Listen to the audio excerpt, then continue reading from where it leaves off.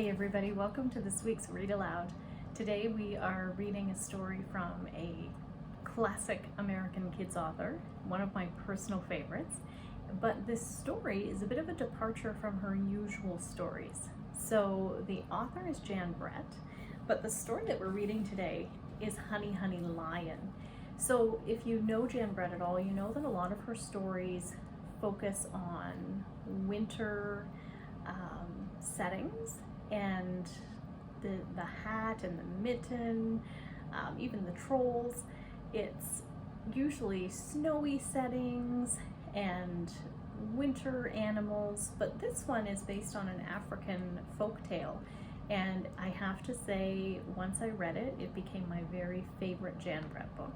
And when I read it to my class, they absolutely loved it too. And it's one that we really enjoyed together. So here we go, Honey Honey Lion. In Africa, the honey guide and the honey badger are partners when it comes to honey. The little bird follows a bee to its hive, and then she leads the honey badger there to break it open with its big, strong claws. Together they share the sweetness, and that's the way it has always been. So you can see the honey guide there, and you can see the honey badger, and they work together to get delicious honey.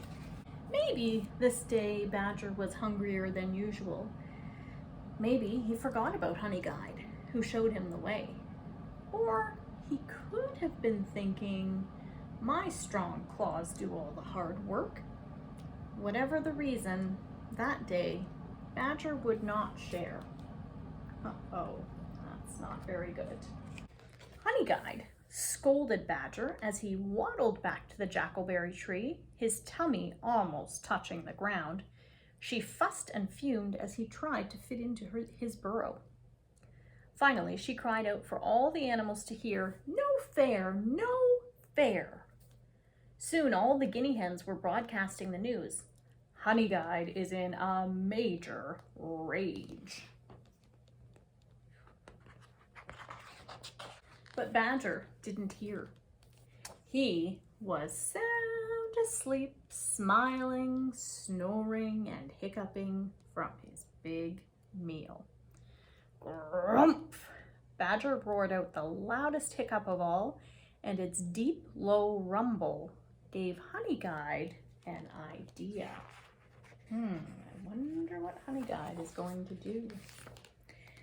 The next morning, Badger woke up very hungry, his tummy flat as a pancake. That's when Honey Guide flew by, heading for the great gray baobab, which is a tree in Africa. "Honey, honey, honey," she cried, grinning. The little bird zigzagged over its large roots. Pitter-patter.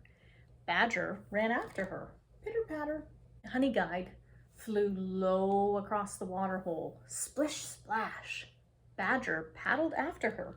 Splish, splash. Honey Guide glided to the top of a termite mound and bounced on one foot. Sprong! Badger scrambled to the top and bounced off. Sprong! Honey Guide landed on a hollow log. It echoed as she stomped along. Boom, boom. Badger hurried to catch up. Boom, boom.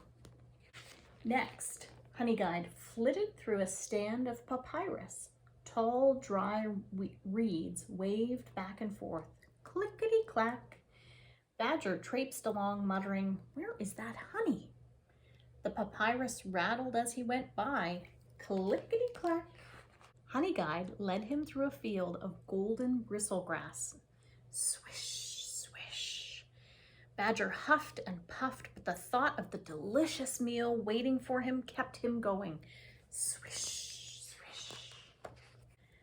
By now, Badger was tired and wet and itchy and sore, but he didn't slow down because Honey Guide was just ahead of him.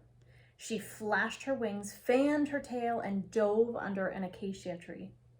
Badger charged in after her, singing triumphantly, "Honey, honey, lion!" Oh no, look where Honey Guide led him, right to a great big lion. "Lion, lion, run! Badger turned on his tail and ran. Swish, swish through the grass, clickety-click into the papyrus, boom, boom over the hollow log. Sprong over the termite mound, splish, splash across the water hole, pitter-patter over the baobab roots. Oh no. Badger dashed into his burrow. Honeyguide cheered. In a flash, Badger was as far from the entrance as he could be. Right behind him was the lion's huge paw, batting the air, but he could not reach him. And that's the closest any animal could be to an angry lion and live to tell the tale.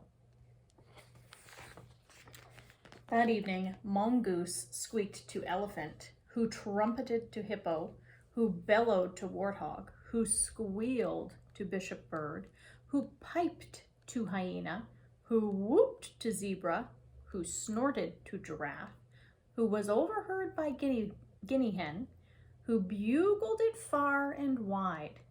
It was the Bush Telegraph, and it said, "If Honeyguide leads you to a beehive, be sure and reward her, or next time she will lead you to a lion." So hopefully now you can see why this is my favorite Jan Brett book. I think when they were working as a team, everything was going well, but then Badger got a little bit selfish, and we can't be selfish when we're working with our friends, right? So I hope that you really enjoyed this book. I hope you are able to check it out at your local library or buy it at your local bookstore.